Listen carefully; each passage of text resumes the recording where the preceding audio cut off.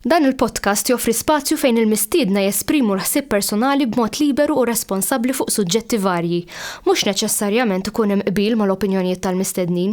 Għalhekk nistiednu lill-udjenza sabiex tevalwa l-argument miġjub u bl-ebda mod ma jsir attakk personali fil-kummenti. Hija l-intenzjoni tal-produtturi li dan il-podcast ikun spazju fejn il-libertà tal-espressjoni tiġi dejjem imħarsa b'responsabbiltà u b'rispett sħiħ.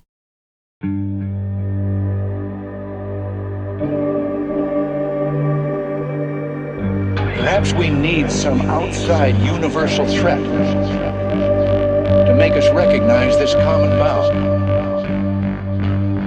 I occasionally think how quickly our differences worldwide would vanish if we were facing an alien threat from outside this world.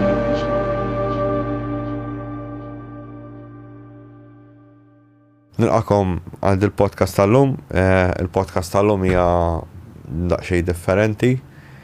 Flimkien miegħi ħajkolli mistiedna li ħansaqsija xi domandi u norikom jien kif nagħmel l-investigazzjoni tiegħi. Fejn bl-esperjenzi tagħha noħloq mudell u dan il-mudell mbagħad nipprova nqabblu ma' esperjenzi oħra u nagħmel konnessjoni kif ukoll ġo moħħi nibda nibni bħala viżwal kif għexet l-esperjenza din il-persuna u niprofa nagħmel sens tal-istorja u jekk hux paranormali jew le. Qed li ommok kellha xi esperjenzi. U xtaqt nibda biha. Issa, taf xi blat tajb kellha ommok? Imma m'iniex ċerta x'negativ jew pożittiv, imma hu żgur. U bħala esperjenzi x'tista' tgħidli li kellha? Ifhem, minn dejjem kien ikollna esperjenzi minn dik konna żgħar. Le, ommok kellha qabel prajer ta' meta kellha lilkom jew ma nafx hekk. Ma tafx. Ma nafx hekk, le. Ma nafx kellix esperjenzi minn qabel li kellha lilna. Meta kont żgħira kellna ħafna esperjenzi, ġifieri ommi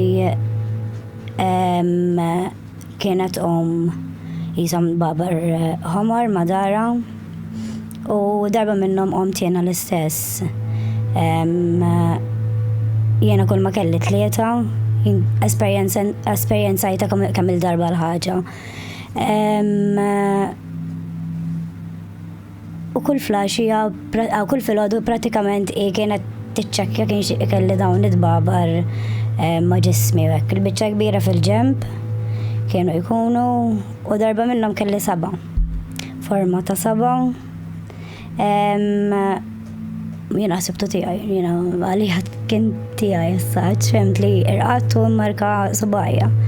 Imma kien baqa' hemm, kien hemm mal-madwar kien hemm qisha ħarqa. U kemm tagħmek? Ma għandix idea kont għadni żgħira, ma tantx niftakar. Kien ikollok xi ħolm jew hekk stramp dak iż-żmien? Ħafna. U x'tip ta' ħolm kien ikollok?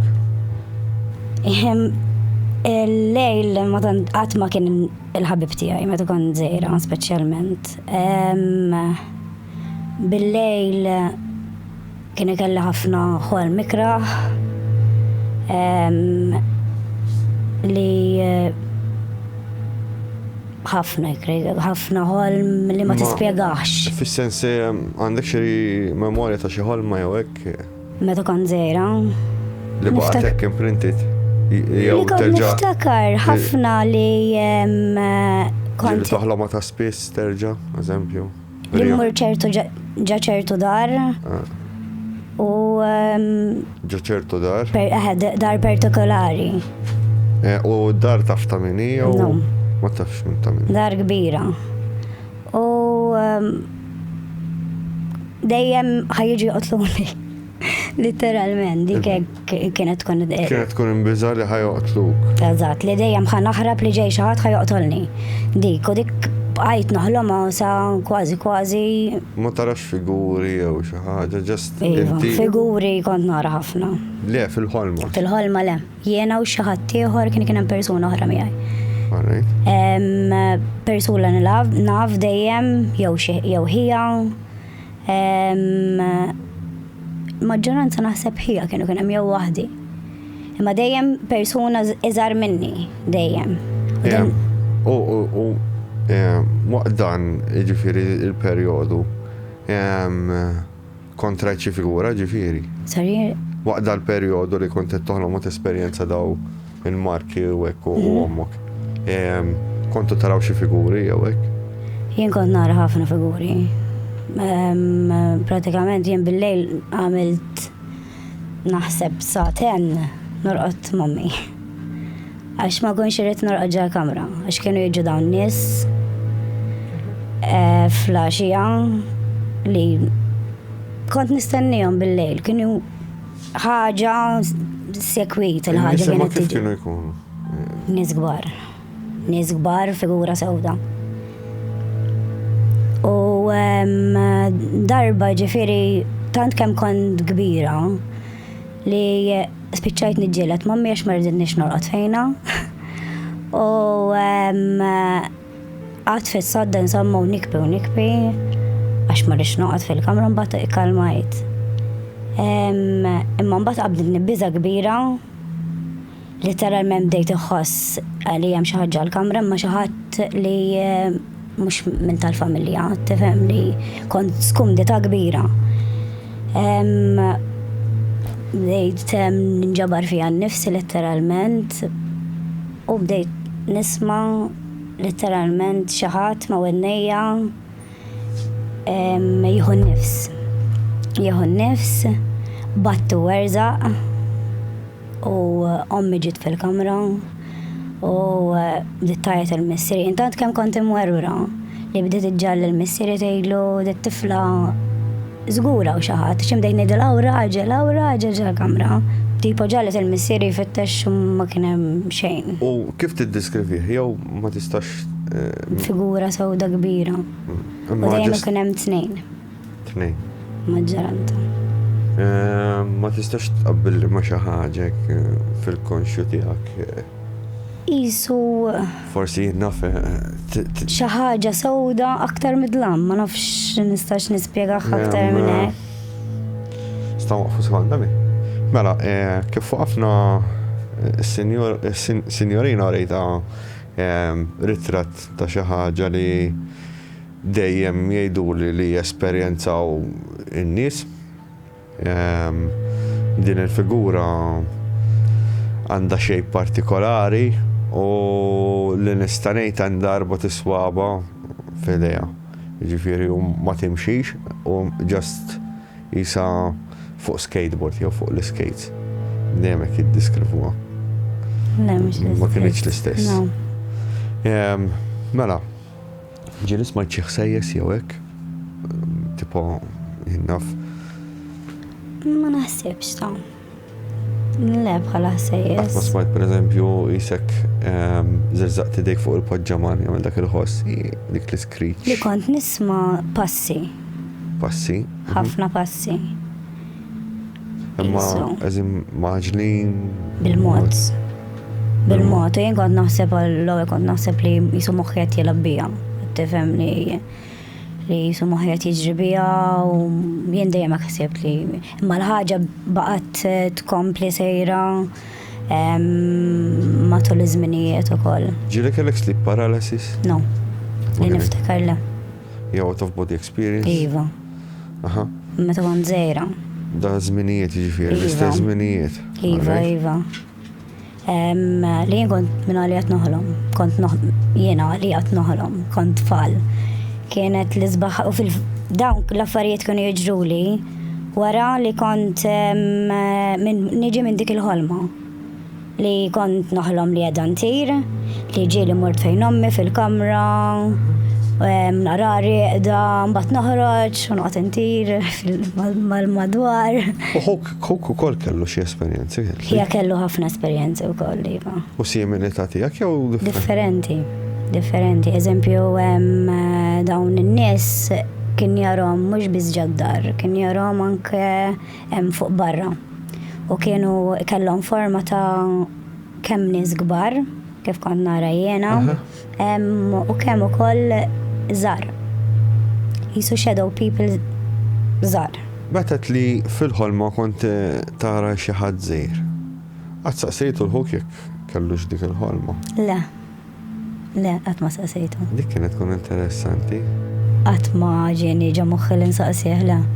Dal-axħar kien hemm interview fejn kien hemm 2 min-nies li ġew abducted mill-alieni u l-ħolma kienu qed jaraw xulxin, jiġifieri kienu jafu li hemm xi ħadd familjari u kienu jaħsbu li wieħed l-istess li uħuhom. But at one point wieħed minnhom qallu jien kelli dell-esperjenza, l-ieħor qallu kelli dell-esperjenza, u mbagħad l-ieħor qallu kelli dil-ħolma. Qatt ma ġieni ġa moħħi li nsaqsih onestament. Mbagħad għamlu regression u skoprew li it-tnejn li huma kienu qed jiġu abducted. Alright. U dik il-fier li kien ikollhom li xi ħadd ħajoqtolhom jew din jiġu kif naqbad ngħidlek. Infittxija minn xi ħaġa tiġi qed jaħarbu minn xi ħaġa ta' periklu hekk. Hija l-istess reoccurring jiġifieri. Hija xi ħaġa li l-istanza sieħhom u nara hija għadha ma' ħafna esperjenzi. Kun interessanti ħer ġibtom jekk. Għadha ħafna minn esperjenzi hemm sak ċertu darba minnhom kien għaddej mura kreatura li ma jistax jispjega u kien u ieħor. Ġifieri ma kienx waħdu. U bdew ħarsu lejn xulxin u bdew jgħidu ħipo dik xi żoppi. Tifhem dik xi żoppi. U kienet ġa dar, ġa gallerija ġa dar, u din id-dar kienet abbandonata. U ħarset ċertu ħarsa kera minn għalija lajnejn ma nafx kienu bċertu mod u talqu jiġru. Kienu għadhom żgħar. U taf tgħid fejn il-post? M'għandix idea. Dawn huma l-affarijiet li konna ġieli nitkellmu jien u ħija u tipo fetaħ fuqhom miegħi. Mela. Kellek xi esperjenza ta' xi port għalek li xi? Ija. Ftit qabel onestament kont rajt shadow person li kien inni ma narhom snin. Ħamma fek sekonda. Tul iż-żmien qatt fittixt il-paranormal jew fis-sens meta kbirt. Meta kont żgħira ma kien hemm xi ħadd qrib tiegħek ifittix il-paranormal jew kien interessat fil-paranormal? Ma nafx, onestament. Ma għandix idea. U bat meta kbirt ġifieri. Bdejt infittex li nagħmel riċerka tiegħi u għax tipo l-affarijiet li għaddejt minnhom rrid inkun naf x'inhu ma żgħar. Esperjenzi mbagħad ġifieri iktar jew? Iva, kelli. U dit tal-portal wara jew? Wara. Wara li. Wara forsi lu naf 4 snin, 5. U xrajt eżatt? Xej kont riqda u qomt u insi nara daw l-ħirex mis-saqaf, ċirku żewġ tiċrik jduru kontra xulxin. Bitri li ma nistax nispjegu ma nafx x'inhuma. It-tri jisom tal-Vikingi onestament għax provajt infittex nara x'inhuma eżatt. Ma it's like an ancient words. U jduru kontra xulxin dawn. Taf tgħidli daqsix? Daqshekk. Kellu xi ħaġa fil-ġnub? Kienu blu. Kien dawl blu. Fil-ġnub le ma kien hemm xejn. Ġas dawl jien nieżel mis-saqaf għall-art. Għall-ewwel jien moħħi ħaseb li kont għadni nixtri AC. U ir-rifletta d-dawl tal-AC, onestament ma s-saqaf li ma tajċ każ tipo għall-ewwel. U jien kont għadni nqum tipo noro kajnejja tipo qed noħlom xejn nara. U qomt u kien jisu tubbu nieżel dawl mis-saqaf għall-art. Dak il-ħin saħt. La bat mobile ma qbad xejn, weħilt. U blaħos xejn? Blaħos xejn, silent.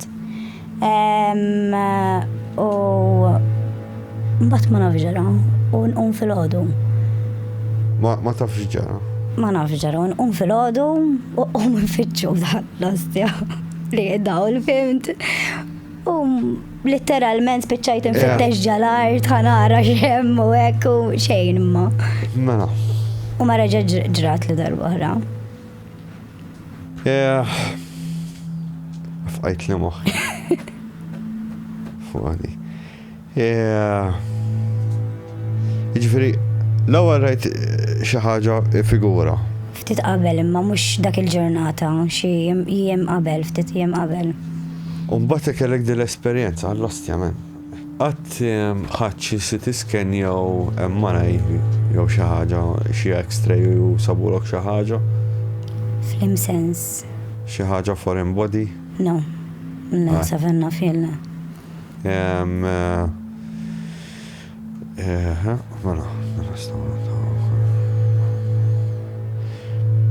Kif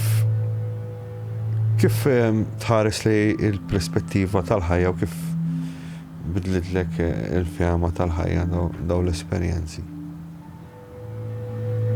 Ifhem, kurzita u li maħniex weħedna fl-aħħar mill-aħħar li ma jistax ikun li aħna speċjali u f'dan l-univers daqshekk vast.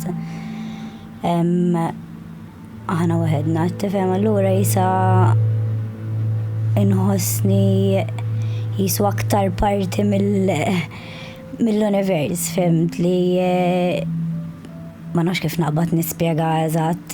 Għanaddu għal din mistoqsija. Ġieli kellek esperjenza ta' UFO? Le. Qatt? Le. Ġieli għaddilek xi messaġġ, xi figura minn daw? Kif? Fl-imsens? Xi messaġġ telepatikament jew imprinti għalek xi image waqt li din l-esperjenza? Ma nafx onestament. Proġetti għalek images ta' xi ħaġa, naf, jew jigwidak f'xi ħaġa. Ma nafx onestament. Jew eżempju jien naf jekk jiġrilek xi ħaġa ħażina u ma jidhru ftit qabel. Ġieli ġrat li u ġieli le, li fim, ġieli ġrat li mhux essaċ jgħaddi l-ħsieb. Ġast tkun ħsieb, mhux nara xi image jew hekk li jgħaddi l-ħsieb li kan għamlek nistgħu weġġ eżempju, mhux l-ewwel darba. Le, mhux tifhimni ta' eżempju jien naf ikellek din l-esperjenza eżempju u mbagħad wara jiġrilek xi ħaġa ħażina. Ma nafx. Jekk ġratlek. Ma qatt ma jekk forsi ġrat li esperjenza mbagħad ġrat li esperjenza wara qatt ma connectajthom ma' xejn. Qatt għamilt hypnotic regression? Le. Fuqha. Le. Tħajjar tagħmelha? Iva u le. Għax jisni nibża. Li xi kultant niġi ninteressa ruħi għax nixtieq nkun naf. Ma mbagħad fl-istess ħin isni nżomm naqalura li anke speċjalment minn xi rajdak ir-ritratt li li jaffettwak li jaffettwatna u ma nixtieqx jisu ġara xi ħaġa u jisu niftakar. Għandu xejdu l-Amerika dik li jagħmel jissoppressa l-memorja bħalissa. U fil-fatt ċertu affarijiet ftakarthom wara żmien li jew nara xi ħaġa jew naqra xi ħaġa jew niftakarha hekk wara ċertu esperjenzi li għaddew li qabel wara żmien iftakarthom. Ġifieri, di l-esperjenza tal-portal meta saret l-aħħar, ġifieri? Darba saret. Meta kienet dal-aħħar ġifieri jew? Ilu naħseb 5 years jisu. U l-aħħar esperjenza li kellek x'kienet? L-aħħar esperjenza kien out of body experience. Kont rieqda u ġratlek waħda ġifieri. Waħda iva. Kont trid imur għall-arrest tiegħi għax-xogħol u rqatt. U qed iċempilli u qed nara letteralment jirrieda u qed nara l-mobile doq jirrieda u tipo mbagħad wara ftit inqum. rajt li l-ek nifsek Iva. riqda. Wara ftit inqum. Tassi dak ġara men, dak il-mowbek rajtu għed da. Ftakarta ġifiri li jena kontet nara li l-nifsi riqda. Frikjatek. Frikjajt, ma jfem, frikjajt ftit, mux li. Sakemm jaqbad jiproċessa moħħa. Għaxi ħaġa li anke qabel kienet tiġri li ħafna spess li ma konċ n-prova. Kont kan nitħollok naqra fija dan, ma laqbadnija. Meta kont kienet tiġri l qabel, il-proċess kif kien ikun just tiġi pum toħroġ out of body jew Le, kont inħoss ġismi literalment jiġi jisu plastisin. jisu ġeli. Jisu ġeli, li rasi jisa qed tibda tieħu forma differenti u ġismi jiġi jisu plastisin. But daqshekk. U x'kont esperjenza? Jien kont għadni tfal, li l-iktar li ħrieġt il-barra mid-dar kont għadni tfal, so l-esperienza l-madwar tal-l-ommi riqda. U kien ikollok kontrolli ġifieri ta' fejn tixtieq tmur. Minni ma nafx kif kienet tiġi, dan kiseta kelli 8, 9, 7. Meta nagħmilha jien ma jkollix kontroll ta' fej tixtieq tmur fimta. Illum il-ġurnata, onestament, meta nipprova ġieli qas taħdem. Tittiġi weħeda hekk, ġifieri nipprova nagħmilha jiena ma taħdemlix. Qatt provajt il-binaural tunes? Iva, ma ħadmux. Ma ħadmux? No. Sakemm issib tones eżatti ta' hemm ħafna tones differenti. Tidħol fuq il-YouTube u hekk issibhom qabel ma għax inti tista' tixxihom daw. Qabel ma tixxihom tista' tipprova it-tunes minn fuq il-YouTube ukoll. Qabel ma nagħlqu. X'taħseb li l-fenomenu irid minn għandek? Jew qatt ma ħsibta din? Le. Qatt ma ħsibta. Laqgħa xejn. Ġifieri ma tgħidx li isma' daw tiġru li għal xi ħaġa jew hekk. Onestament, tant kemm ġraw li affarijiet li su ħaġa parti minn ħajti ta' kuljum saret li ċertu affarijiet li ġru li narhom bħala sinjali li forsi f'ċertu pożizzjoni ta' ħajja għandi bżonn noqgħod attenta jew forsi iktuni ċertu sinjali li fil-ħajja nkunniex forsi f'taqbad tajda.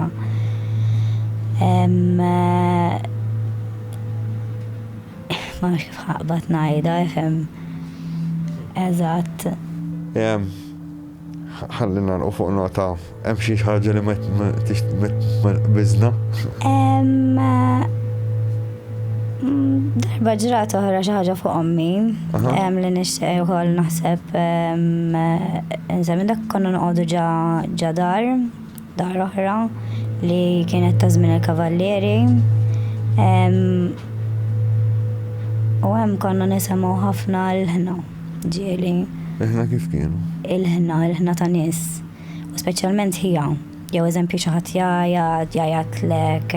Jgħajatlek bismek jew? Iva. L-iktar hija kien l-iktar li jisma'. U darba minnhom waqt li kienet riqda l-mammi issib figura sewda fuq is-sodda mal-partner tagħha, ġifieri fuq il-partner tagħha, letteralment hekk figura sewda. Literalment di tittieħ bis-sieq biex iqum u xejn ġifieri rieqet, kienu rieqet baqa. Bdiet tajjeb ġifieri l-qajmetna. U dil-figura mbagħad u qam u sparixxiet. Kif tiddiskrivija dil-figura ġifieri? Figura sewda jisu sħab iswed kienet qaltilna. Sħab iswed? Mill-malwiċċ għal tul tal-ġisem. Għarrit. Daw, naħseb.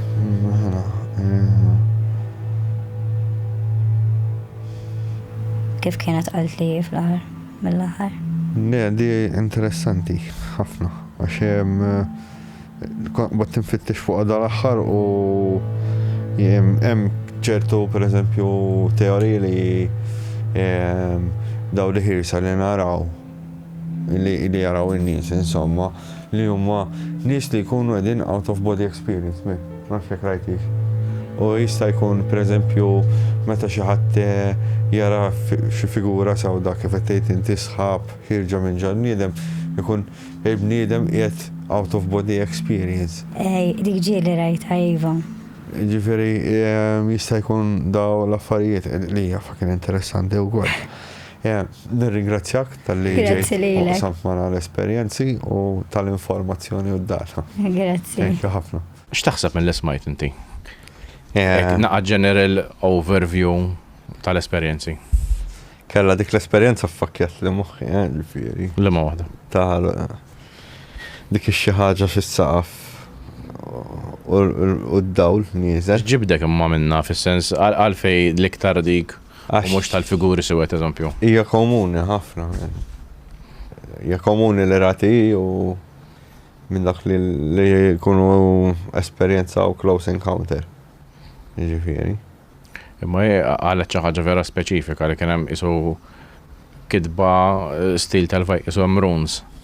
Dik komuni wkoll imma? Komuni huwa. Dik vera fucking interessanti kienet. U meta s-soltu jaraw xi ħaġa ġifieri ma xiex jabbinawha? Ma alien abductions u hekk. Biex inti jaraw dan id-dawl il-blu u mbagħad jew they go out, jiġifieri jintilfu minn sensihom, jew nkella jaraw il-figuri dejjem ġeneralment ikunu 3 jew 2. U daw il-figuri jiġbduhom u joħduhom ġo portal u jispiċċaw ġodi l-spaceship. U dejjem isemmu jkun hemm dil-kamra familjari. Mhux li jkunu ma' xi ħadd familjari. Ġifieri minn kliem qed nieħdu isek jekk taqqat l-esperjenzi kollha taqqadhom ma' alien abduction ġifieri. Eżattament. Fil-bidu qalet dar li ma tafx il-mini imma jkun hemm xi ħadd magħha. Eżatt, mela, ħarġet interview dal-aħħar. Imma qabel tajdi għax l-istorja tad-dar iktar abbinata ma' isa nightmare milli. Le, għax inti u qed jorik xi ħaġa familjari, fim? Mhux ħajorik li il-memorja ħajtielek mod ieħor. Fimtan, jekk daw għandhom is-seta li għandi dil-bajro fidi joħduha u jitfgħuha f'idejk u aħna qas inkunu nafu men u tgħid li ngħidlek what the fuck kif ħadd il-bajro. Għax dawn l-affarijiet raw dokumentati fis-sens meta kun qed jagħmlu esperimenti. Ġara xi ħaġa ġo post fejn dawn ħadu bajro ħadu fl-ixkun minn xi ħadd u tafgħuh ġo xi ħadd ieħor. Femta ġifieri hemm storja forsi toħroġ mal-ħin minn fajs. Issek daw għandhom dil-potenza li jagħmlu dal-affarijiet, femta? Għandhom il-potenza li jibdlulok il-memorja tiegħek. Allura inti xorta ħajkollok dik il-memorja ta' biża' imma b'mod kostruttiv u differenti li ħajkun familjari għalik. Allura ma jikkanċellawx in the first place. Xorta jibqa' jkun hemm dik il-PTSD. Ma x'differenza tagħmel? Kont qed naqra dal-ktieb li jgħidlek pereżempju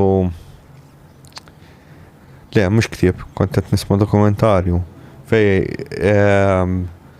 dawn in-nies li kienu abducted sawa u ma jiftakrux l-abductions sieħa imma jkunu jiftakru parts jew b'mod impinġi differenti però jkollhom dak l-istress u kombinaw l-istess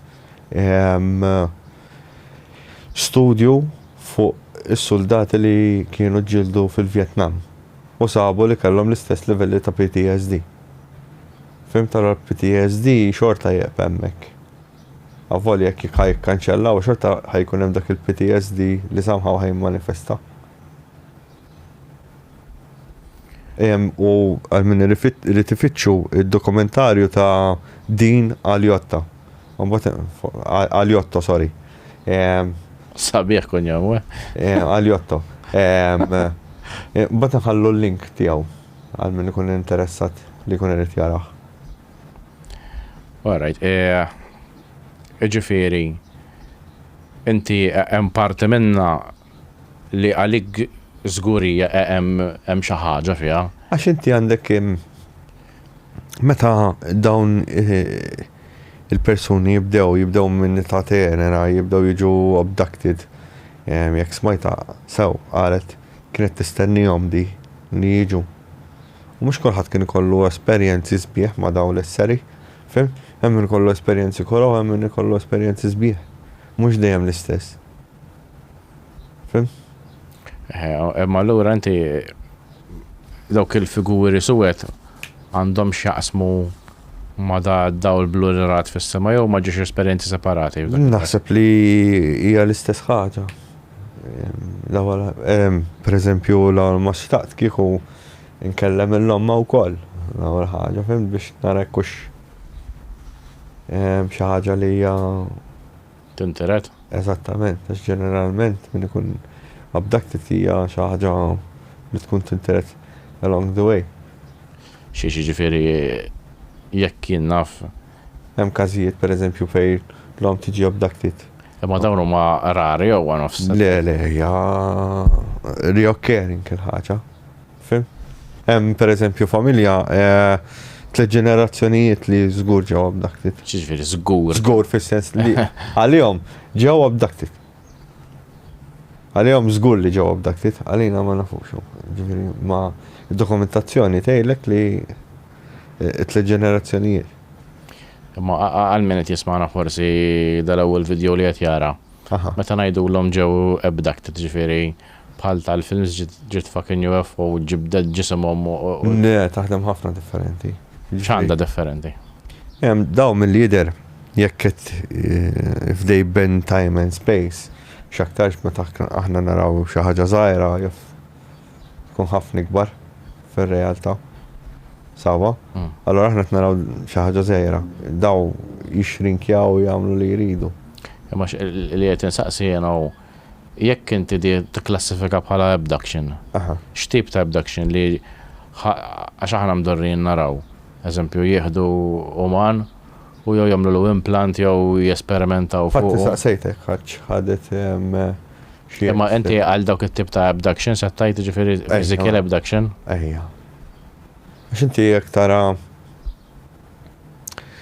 tara proċess pereżempju kemm in-nies imorru jaraw dokumentarju ta' Jeremy Corbell, Patient 17. F'dak id-dokumentarju ħajaraw it-tabib Roger Lear.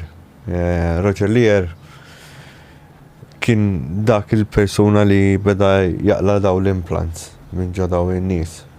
U beda jsib li huma nanotechnology, ġifieri fuq livell li żgħar daqs naqra. Ma stannax daħaj saqsu għandna żgur id-doluri. Jekk jisab li hija nanotechnology, ġifieri x'sab? Magħmulin minn rare elements, sawa, fosthom zinc u bismuth, u jipproduċu sinjal. U they get charged mill-ġisem.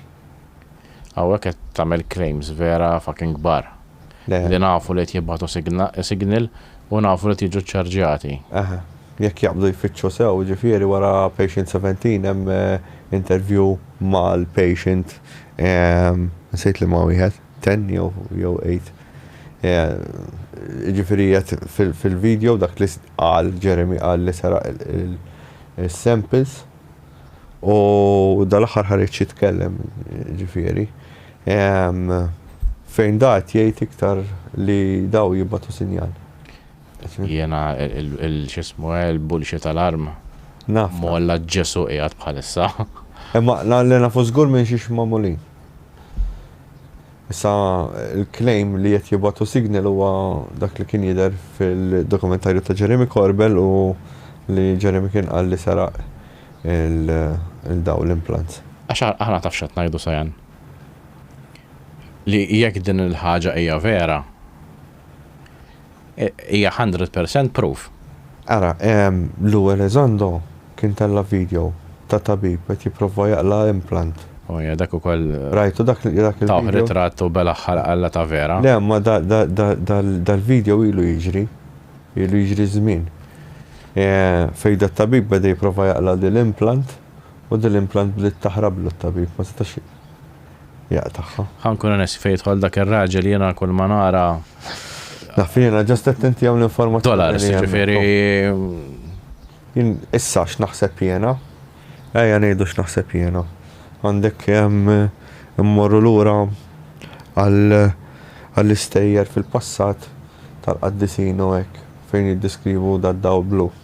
Blue orbs with wings often describe sightings of angelic orbs or highly evolved spiritual entities. Fil-kontest tat-Taranti, fil-kontest tal-arti sagra, eżempju xiex jew fl-iskruttura xiex. Ma ħanibnu l-om tarġa l-nies għalhekk mort lura f'da żminijiet sawa. Mela, għaw xanna, u hekk qed jgħidilna li daw l-orbs il-blu kienu jiddiskrivuhom bħala entitajiet anġeliċi jew intelligenti. Fi żmien l-antik fejn għandna xi qaddisin, ħanipprova nsib il-qaddisin. Eżikiel jiddiskrivi xi ħaġa simili ma mhux eżattament. Issa to be honest, mhux blu orb semmiet ġifieri. X'inhi? Daw blu. Daw blu. ċerubim hekk kien propja. Qed naqraw hekk.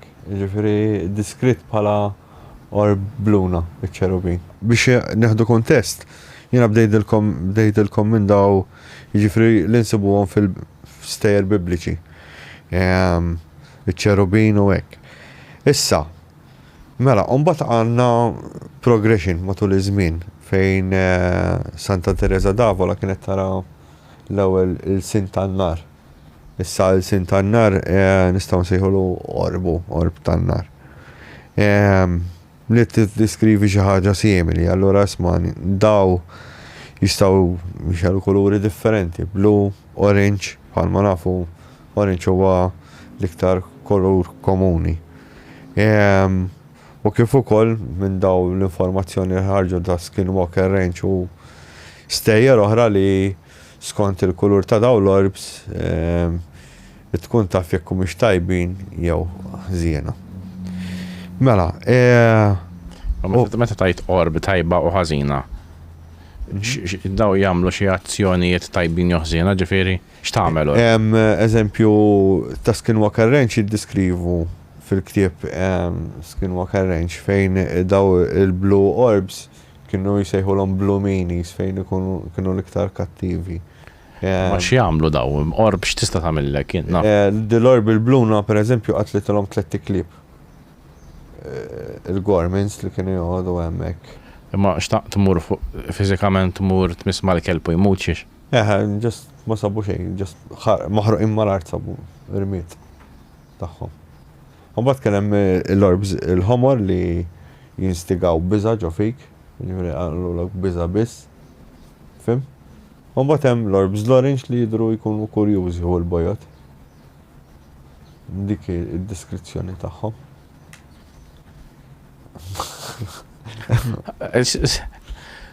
Taddaħqu Alla, sorry. Taddaħqu da Alla. Issa t-nistennaw il-ktieb li mista x'ismu il-ktieb Skinwalker at the Pentagon. Għax għandu jħorġ iktar informazzjoni dettaljata fuqhom. Anke fil-ktieb ta' Chuck Valley jissemmew ħafna l-orbs, ġifieri hemm din. Issa dik kellha l-esperjenza wkoll ta' shadow people. Sawa? Issa għandek shadow people, lot of body experience. Il-marki kollha isa ir-riċetta li tinvolvi l-alien abduction. Fim? Jisom daw is-set ta' regoli dejjem isegwu daw l-alien abductions li nisimgħu bihom bħal film The Holy Communion fejn inti il-memorja tiġi soppressata ta' daw l-esperjenzi li tkun għaddejt minnhom. Ma nafx. Imma allura, suppressed memories huwa fenomenu li jeżisti vera. Ħafna drabi jeżisti f'affarijiet li jkunu estremament traumatiċi. Eżatt. Ara kull min ġieb dak tit għandu fucking repressed memory. Nixtieq nistieden il-Widley Stripe, il-Widley. dak li kiteb Holy Communion. Għalxie xemma. Biex naħdu l-interview kol. Ma xandax taqsam ma li tinsemmi. Għax dak kulħadd min jara l-qoxra tal-ktib tiegħu jkun abducted, kulħadd jiġih il-memorja li jkun abducted. Issa hux fenomenu li dak il-wiċċ huwa ddiżinjat li joħloq din xi ħaġa fil-konxju.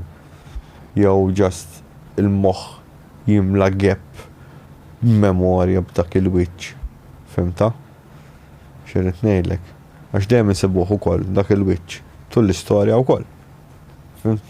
Fejn hemm painting fil-bidunet ta' Lynch imkien l-Indja fejn juri l-istess wiċċ ta' Holy Communion.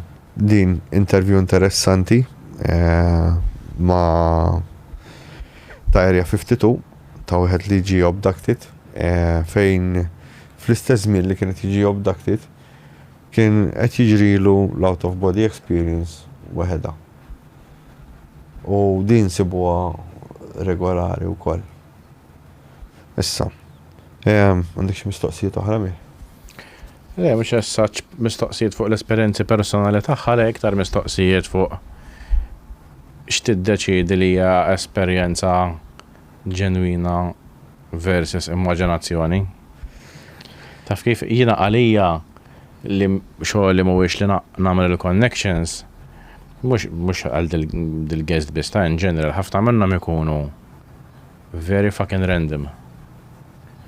Jiġifieri dik tgħid li out of body experience u sebt il-marki fuq dari jiena mhux neċessarjament naqqadhom bħala xi ħaġa waħda.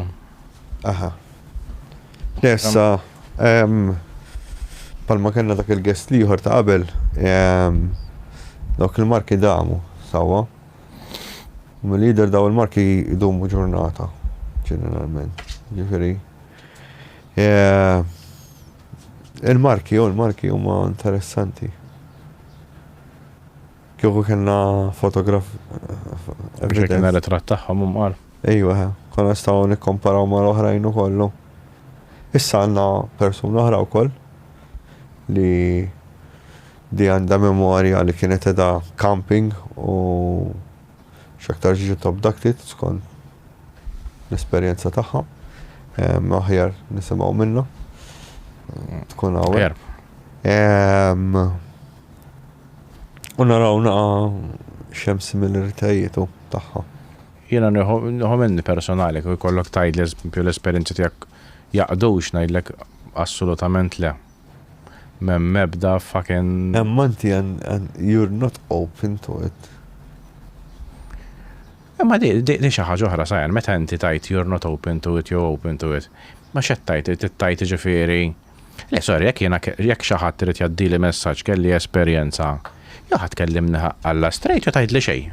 Hekk nirraġuna jiena, fis-sens li toqgħod tiddulli maż-żobb tal-ewża biex tipprova tfehmni xi ħaġa li ħafna mid-drabi hija insignifikanti xorta. Taf kif jiena ħajja qasira għandi m'għandix abtit noqgħod niġri wara xi ħaġa li qed tibilgħu f'sorma bija. So jekk tittajt li xi ħaġa, fucking ngħidili b'mod dirett. Taf kif? Jien ma nistax nifhem. Għax inti tħobb tajt, dal-fenomenu jidillek biex għalek il-kurzità. Eżattament. Forsi l-ewwel darba għalek kurzità. Imma mbagħad minn jekk tittajt li fucking xi ħaġa. Meta open u mhux open, għandek il-power, għandek is-saħħa. Jekk ikun Madonna jew għidlex l-lesti tittajt li. Jekk ikun close. Sawa jekk inti da ismani jara, jekk tieħu cake kuljum.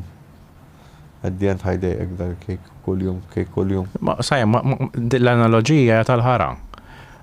Flema sens. Għax inti qed tirraġuna li jekk daw they make themselves known, daw għandhom xi ego daqs id-doluri u kull ma jridu ġifieri li jibqgħu relevanti, qishom jien naf xi preżentatur għalla ta' television li xjaħ u jixtieq jiġbed l-attenzjoni online eħed nirreferi l-persona partikolari. Xi ħaġa interessanti tal-la minn. Mela. Għandhom ego daw ġifieri jibsaw li, oh Madonna drawna, Għandhom sens of humor ta' Kristu. Għandhom sens, jiena minix nitħaq assolutament. Għaw. Ġifieri, il-sens of humor mhuwiex universali assolutament. Mela, di vera fagan interessanti. Mela, kif bdew jidru? Kif bdew jidru tul l-istorja? Kif nafu bihom? Ġifieri, kif bdew? Early descriptions tagħhom minn fejn ġejjin. Iżob naf. Għandek xi għallat. Sewa, daw il-beings, daw id-dwal, daw il-nis li jpinġu forum strambi. Imma għalfejn tissoċjom mal-paranormal. Mela, nezom, femek għajxix. Issa, mela kinti dawn it-titina diskrizzjoni tagħhom tul iż-żmien. Xi dejjem kien hemm da xi ħaġa li isma' jew dwar fis-sema jew xi shadow x'imkien. Ma dawn huma affarijiet li naturally occurring ukoll. Primal. Primal. Il-primal, il-bniedem meta kien primittiv, primal, kien dejjem kollu sensory, sawa?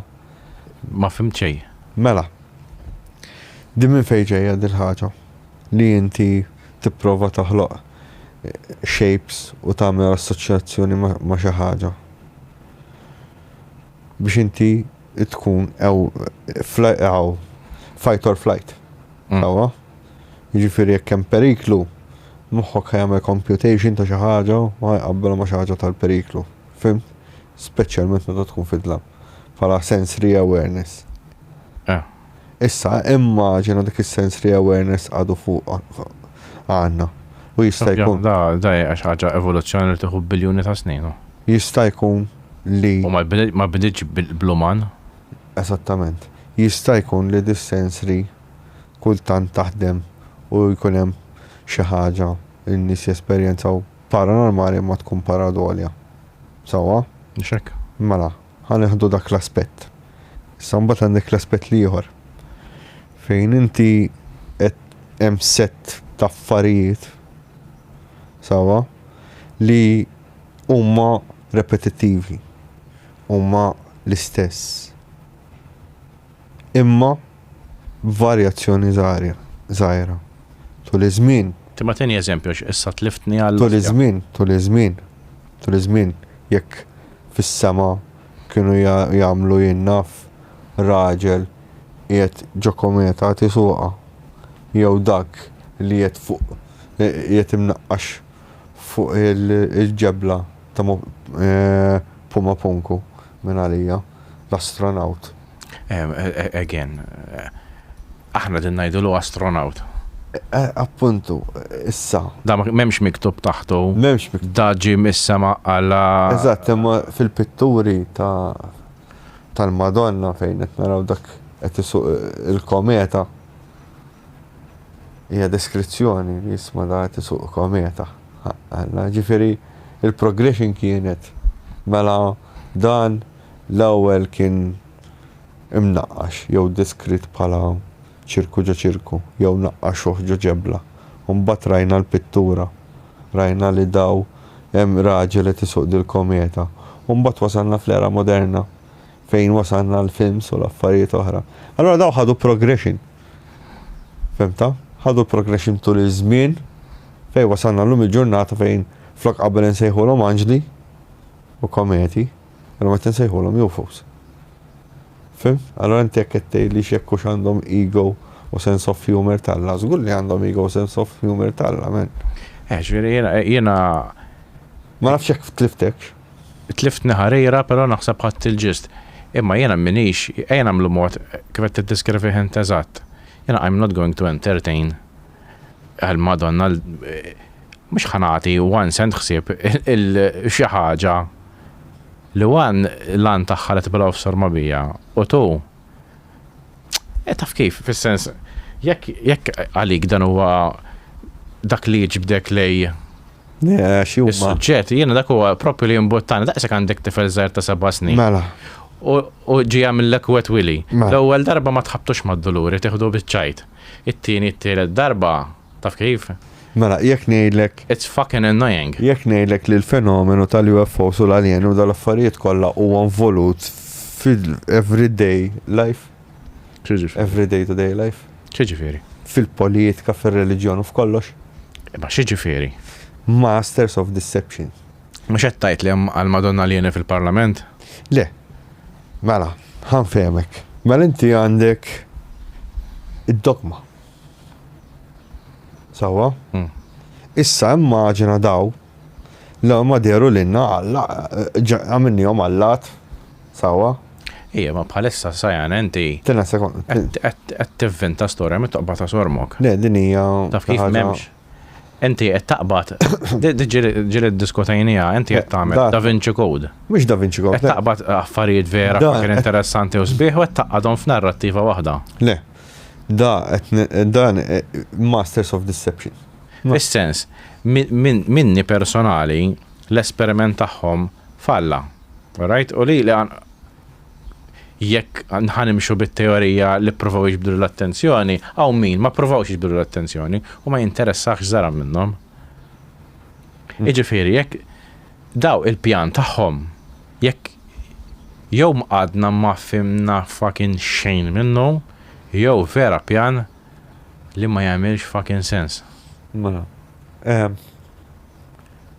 Jekk inti kif ħanqbod infemmielek biex mdejjintejn lix nitliftek. Ejja naqpaw fuq Masters of Deception. Sawa? Amateurs of Deception. Fuq il-ktieb ta' Masters of Deception. Mela, da jidħol f'ħafna dettall, ovvjament iddu taqraw. Jekk inti tieħu il-kuntest fejn aħna bbażajna ħafna fuq Alla, sawa tul iż-żmien. Jekk inti tara għamlet żmien il-Knisja kienet tikmanda. Ija ma fi żmien jekk ara mindu l-bniedem sar kif nafu illum. Alla featurja 1% fl-istorja tagħna ta' Alla bħala a single entity u l-monoteizmu huwa kunċett ġdid ħafna. Da l-aħħar qed nitkellmu. Teluf ta' snin. Da l-aħħar qed nitkellmu aħna. Sawa da ejja mhux ninsew, ejja żmien ta' qabel ir-Romani u hekk u l-Griegi, alright, kien hemm a certain point of fear. Sawa fej dawn isma' jekk Alla ma tagħmilx sakrifiċċju ħajda joqtlu kull mem jew nkella tittamel sakrifiċċju biex għax-xita u hekk, fim? Inti taħseb sajan li kulħadd kien hekk. Ejja ħarsu lejn illum. Illum hawn segwaċi ta' knejjes evanġeliċi jew born again Christians whatever u għaw minnu bħali. Ġifieri ma tistax tfoġġi kulħadd f'keffa waħda, ġifieri aħna kultant impiġġu l-antenati tagħna bħala nies jisom Alla dementi jolo IQ li ma kienx fucking il-każ assolutament. Le, appunto men. Appunto dak li ngħidlek jiena, jiġifieri daw kienu għamlu affarijiet. Min naf xbijiet tagħhom. Da hemm xbijiet men f'tempji antiki. Sawa. Xbija ta' alien. Għax daw l-istra grandi maġġoranza tagħhom ipenġuhom bħala fucking umani.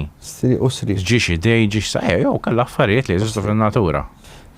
Issa, mela, daw hemm diskrizzjoni tagħhom li qed jintaqgħu ma' xi ħaġa. Kieku sibna eżempju tempju fejn penġew kreatura li m'għandix ġiex saqaj ġiex idej fis-sens aħna qas fid-dinja stess ma' il-maġġor part tal-kreaturi m'għandhomx ġiex idej ġiex saqaj. Għax il-probabilità li għaljen ikollu ġiex idej ġiex saqaj? Di tmullura t-teorija ta' li huma il-bniedem kien avvanzat qabel. Fim? Jew aħna mill-futur. Imma jien nista' nivvintalek 10,000 teorija. Għaw it-teorija li konna ngħixu fuq Mars xejn jafsar ma' ġejra hekk. Min iżob ħajsta jmerik. Taf kif? Le, di insomma biex naslu għalija konklużjoni ġifieri ta' Masters of Deception hija li press li huma influenzaw ir-reliġjon bħala latu hekk u mbagħad aħna bqajna deceived fuq dik il-ħaġa. Għalhekk Masters of Deception. Għax imbagħad inti tdaħlet fil-politika u r-reliġjon. Fehmta? Jekk tieħu pereżempju fil-ewwel gwerra dinija. L-ewwel gwerra dinija kellek rapporti mill-ġiex naħat li kienu qed jaraw dwar Orange. Sawa? Issa kienu jisparaw fuqhom ma kienu jaqa' xejn.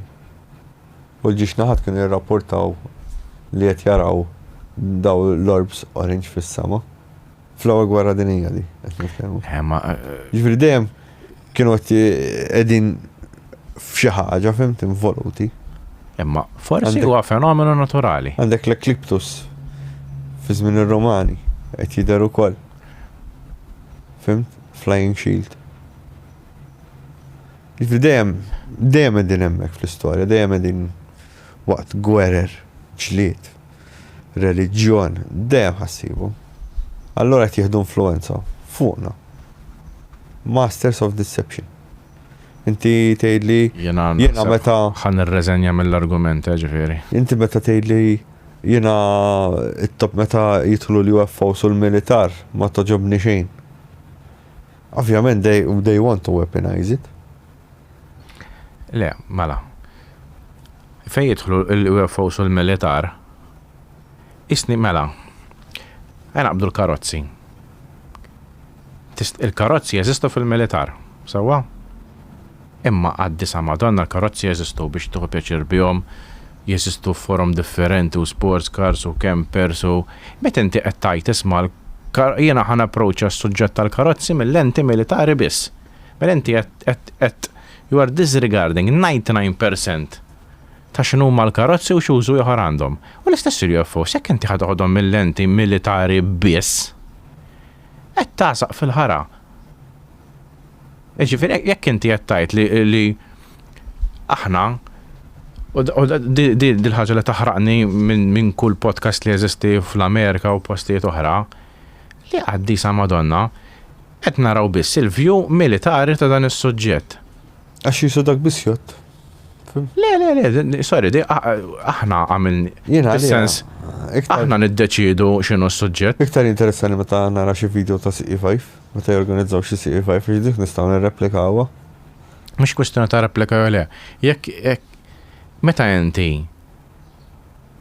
hemm expression if you're a hammer everything is a nail. Eżatt. Tifhem, jiġifieri meta inti qed taqbad wieħed mill-iktar suġġetti vasti li naf.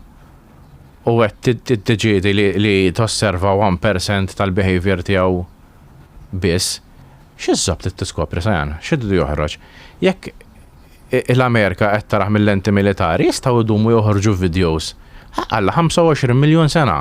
Jekk ħanoqogħdu narawhom biss biż-żobb ta' thermal cameras u bil-flir u għax ninkejlu kemm jiġru għax daħal fil-baħar irġa' ħareġ x'iżżabb ħatiħu minnha. Meta inti qed taħra fuq 99% tal-views u l-possibilitajiet l-oħra. Għalhekk ninħaraq dan mhux suġġett militari. U ġejja minn xi ħadd li fucking xettiku. Dan mhux suġġett militari, jekk ħad tibqgħu tapproachjawh mill-lenti militari, you're missing out a lot. Ħafna. Le jien approachjah minn ħafna postijiet differenti u inti taf. U kif għalnik jekk ikollna din it-teknoloġija ara x'ġiet jista' jkun hawn fid-dinja. Element qed tibqa' tara bħala differenti mill-militar, imma isek qed tgħid jien x'nista' nieħu materjali minnha, jiena naħseb tiegħi goes beyond.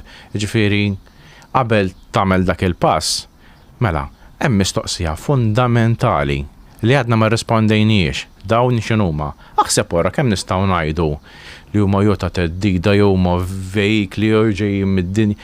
Laqqas biss jekk inti m'intix ħa taħdem fuq l-iktar mistoqsija bażika x'inhuma ma tistax tassumi fucking xejn aħseb wara id-dawwel l-approach kollu mill-lenti militari. Qed innotajt li jisom il-militar aqqas biss fucking jagħtu każ minn fejn ġejjin.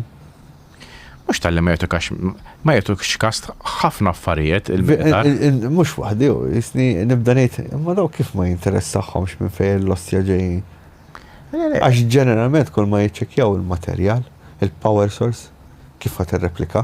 Issa dik hija kwestjoni oħra jiena. Ma pija la żobbhom ma. Eżempju jinħolqu mistoqsijiet kbar. Eżempju tieħu l-każ ta' Bob Lazar sewwa. ma nidħlux fil-polemika jekk hux qed jikdeb jew le. Nix taħseb? Dan diħat irrispondi l x'naħseb. Da għadu kemm għamel claim, mhux issa, ilu ftit, li dan l-element 115 at a certain point f'ħajtu kien qiegħed id-dar tiegħu. U issa m'għadux id-dar U tiegħu. highly unstable u decays fast. Le, l-element 115 tiegħu huwa stable. Imma fil-verità li ħloqna sissa. Ejn nagħmlu mod. Jekk dad-doluri li bħalissa jekk temminx il-Bob Lazzario, le, m'hemm ebda fucking prova, it's question of fate. Temnu l-Bob Lazar, jien ma nistax ngħidlek, ejwa nemnu għax dak l-element li għandu ġi tested b'mod indipendenti. Ma rekonna nafu bih qabel maħreġ Bob Lazar. Il-periodic table jien nista' ngħidlek li jeżisti element 1 to 7 li s'issa għadu ma ġiex sintetizzat. Mhux ovvi li xi darba jista' jkun. Xi darba eżatt. Di li qisu Bob Lazar għamel xi prediction tal-ostja. Ma l-ebda prediction. Ma għamel ebda fucking prediction. Dak taf kif. Jifirit naqblu fuq di. Issa, għalfej dak l-element li jew seraq jew ma nafx l-lost jagħmel, għalfej qed jaħbih. U għalfej irid ikun stegged forma ta' piramid biex jaħdem. Dak huma secondary questions, il-primary question u jekk dal-materjal qiegħed għandu. Tina taf xirridu 1000 of a gram tiegħu biex nittestjaw. Għalfej jisu għat jieħu pjaċir iżomm il-misteru, dik hija xi ħaġa li mbagħad iġġanna naħseb li hemm skopijiet ulterjuri. Ġifieri inti taħseb li għandu l-materjal? U għalli għandu. Jien ma nafx. U f'intervista ma' Jeremy Corbell li għandu, Jeremy Corbell qed jgħidha kull imkien li issa qed ibidlu l-wording. Isom qegħdin jiblaw f'Sormon Bino qed jgħidulna isma' x'darba vera kien id-dar tiegħu, immissa m'għadux id-dar tiegħu. Isom biex ma jgħidulekx jew ġi konfiskat, jew intilef, jew għadu għand Bob Lazar maħbieħ x'imkien għalfejn dal-liba misteru men. U jabbi jessu. Jekk għandek. Tad-dokumentarju. Jekk dal-element jeżisti u jtina microscopic sample tiegħu. Mhux ovvju. Kulħadd fid-dinja jkollu bil-fors jemmen il-Bob Lazar għalfejn ma tiġrix dik. Ma nafx ma tantx nemmena. U kull storja li tħaffer tal-UFOs dejjem ikun hemm. Isu plot ta' film tal-ħara, meta tara film. Eżempju dik kellna diskussjoni milux ma' Kate fuq Lord of the Rings għalfej Frodo maħbaġ lajkla u marbija ġol vulkan. Daw l-istejjer tal-UFOs kollha jkollhom dik il-plot hole. Ejwa, ma speċjalment l-aħħar wieħed da. Eżempju da l-imbarazz ta' Bugasfir. U le dik imbarazz. Alla. Hekk għandek dil-isfera. Ne, mhux vera mir. Mux ovvjali, kiku vera, it's very easy to prove. Ma, mux vera, daqs kemm huma vera l-mumi. Ne, mux vera. Ġifieri, jiena kultant, is-suġġett sabiħ.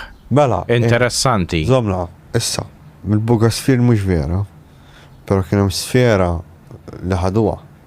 Min ħada? Kien hemm dal-persuna li kellha din l-isfera, sabbita waqt li kienet ta' camping. Din l-isfera skopra li tiċċaqlaq meta ddoq il-kitarra u mużika happy. Ejwa. Tajtela tiġi. Jekk qiegħda fuq surface li ma jkunx uneven tipprova ssib posta biex ma tiċċaqlaqx. Ma dis-sfera sa konvenjentement ma nafux fejn hawn sparix. Taħħa il-grupp biex jittestjaw fuqha. Bidmuħ fajnej hemm il-video tagħha u qatt ma reġa' raħħal wara. Ġifieri dik l-unika naħseb. Dik u hemm familja oħra li kellhom din l-isfera u tawa l-wieħed u l-istess eżatt affarijiet kienet tagħmel. U stejjer sbieħ. Id-dokumentazzjoni. Ma fibqgħu fucking stejjer, sfortunatament. Dokumentazzjoni di anke Roskoltar tamar u għalli jien semmi li xir Roskoltard. Naf, ma tħobbux. Mux ma tħobbux. Fucking blatant liar. Ma jfem, qed jagħmel reportaġġ. Qed jagħmel ox-xogħol, qed jagħmel business. Business mhux hekk. Kollha kemm huma daw bil-film saħan Madonna bil-merch. True story. U ejja.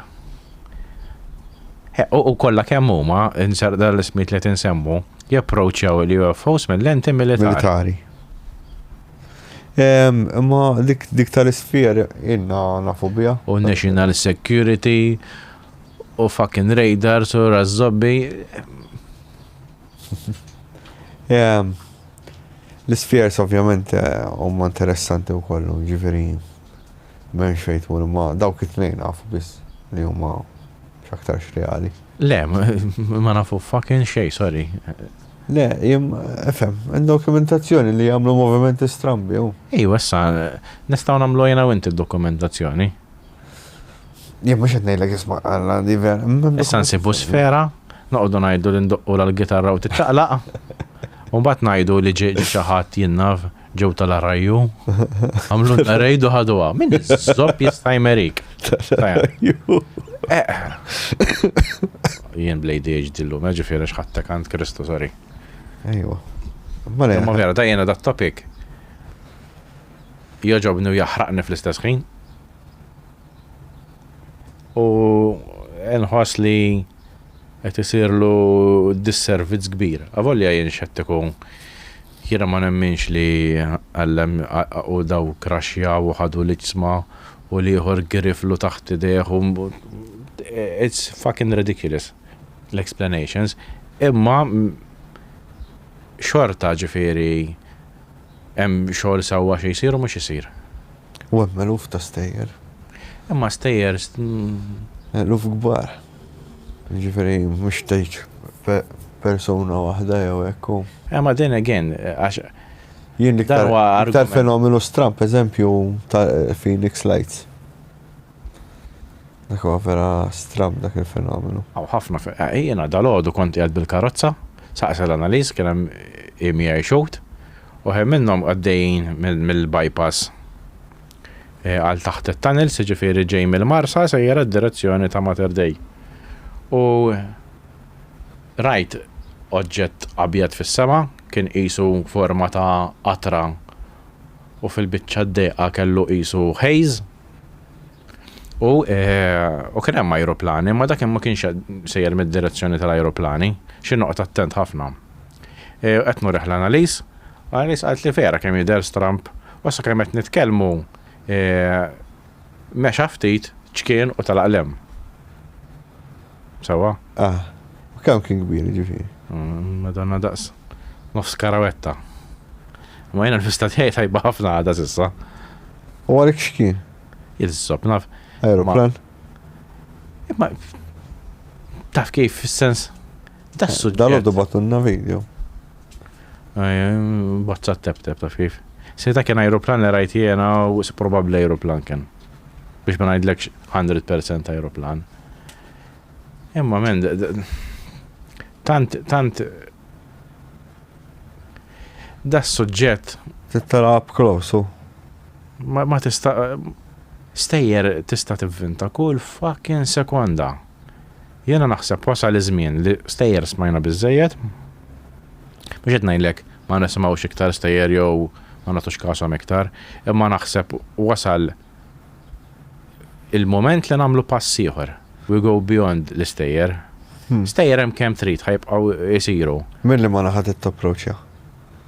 Jien naħseb għandna bżonn approachjawha xjentifikament. Dik dejjem kull metodu li rridu nużaw xjentifiku. Ma jiġux, I don't fucking care, m'għandi bżonn xjentisti biex nanalizzaw dal-fenomenu xjentifikament. Jiena darba rajt waqt C5 bajnejjax bil-night vision tara affarijiet, imma bil-night vision ma nafx l-osset tara. Bajnejja rajt darba li kienu ovvja li huma xi ħaġa anomala.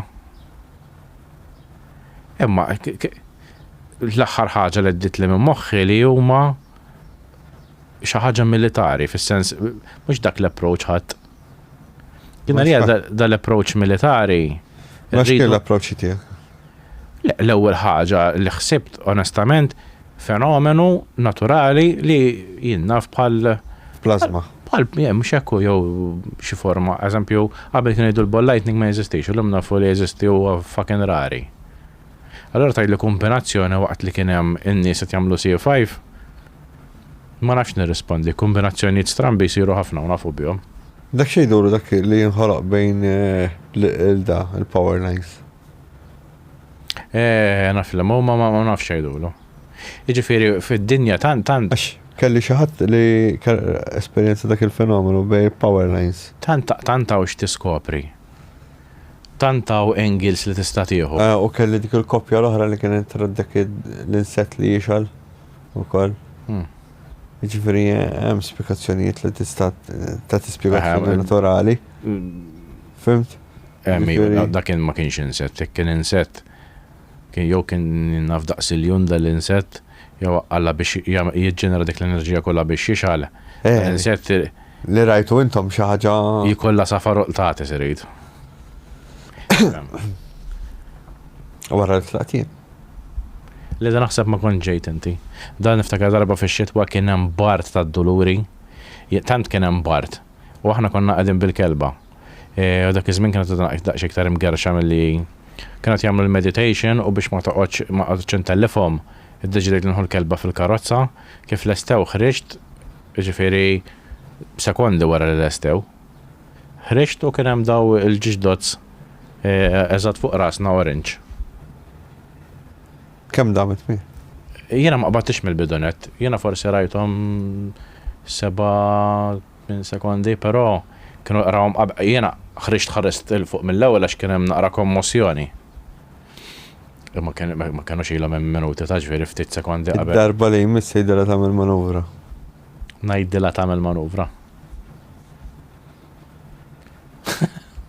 Darba li jmiss ngħidilha tagħmel manuvra. Ejwa, esperiment żej. Ġifieri jiena dak li nixtieq moving forward dal-podcast u forsi nagħmlu esklusiva noħorġu dokumentarju fuqha. Ħadd pjaċir li l-approach li qed nieħdu mhuwiex approach militari għal darba. Għax jiena lija qed inkunu vera short-sighted jekk ngħidu jekk narawha minn dak l-aspett. Wara 5 snin nostja. Wara 5 snin xiex. Dik l-ħsib tal-dokumentarju. Ejwa. Kważi lest fl-aħħar dal-ostja dokumentarju. Tlaqna? Tlaqna. Nirringrazzjakom guys. Spera ħadtu gost.